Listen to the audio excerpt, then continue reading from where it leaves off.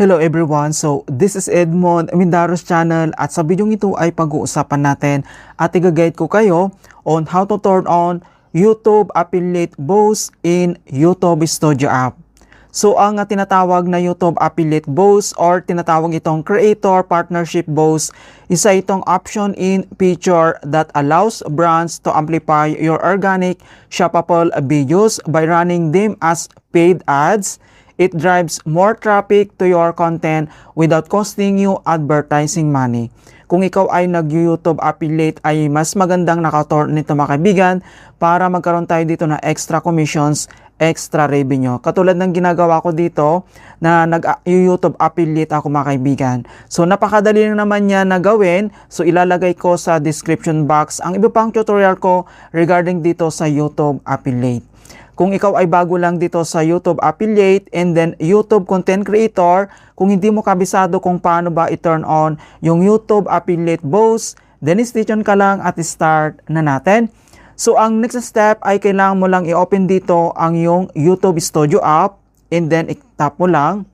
And then dito lang sa ating YouTube Studio. So dito lang sa baba, kailangan mo lang i-tap dito yung earn na makikita lang dito sa bottom right corner. So i-click mo lang.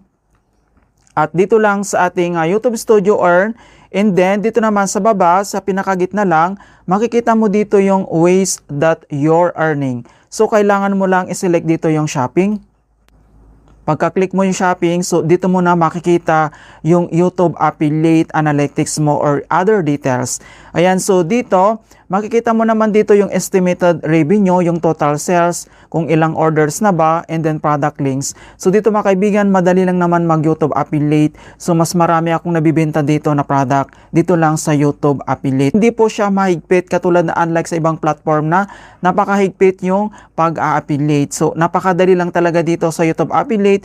Dito naman ay pwede kang maglagay ng product before and after posting video. Pwede po yan talaga, may option yan. Unlike sa ibang platform na hindi ka na pwedeng mag-add ng product once na publish mo na yung videos.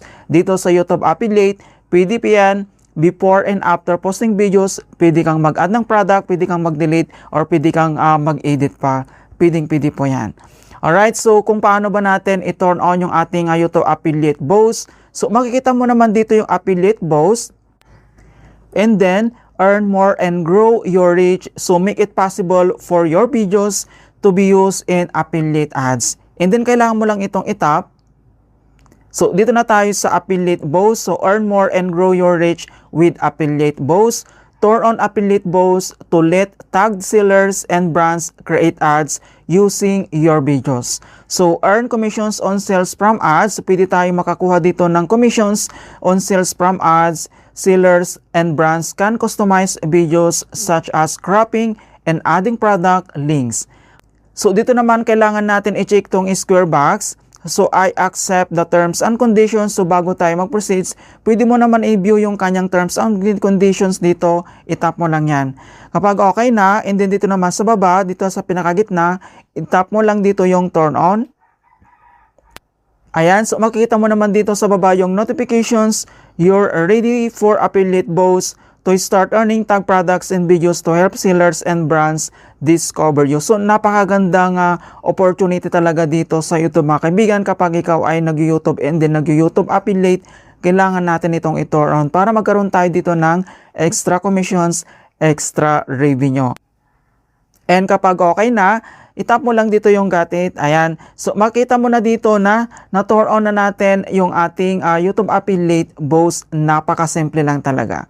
Alright, so ganoon lang po kasimple kung paano natin i-turn on yung YouTube Affiliate Boost dito lang sa ating YouTube Studio app. In hope na nakapagbigay ako ng konting kalaman at guide tungkol sa YouTube Affiliate app tutorials. Thank you guys and see you in my next tutorials.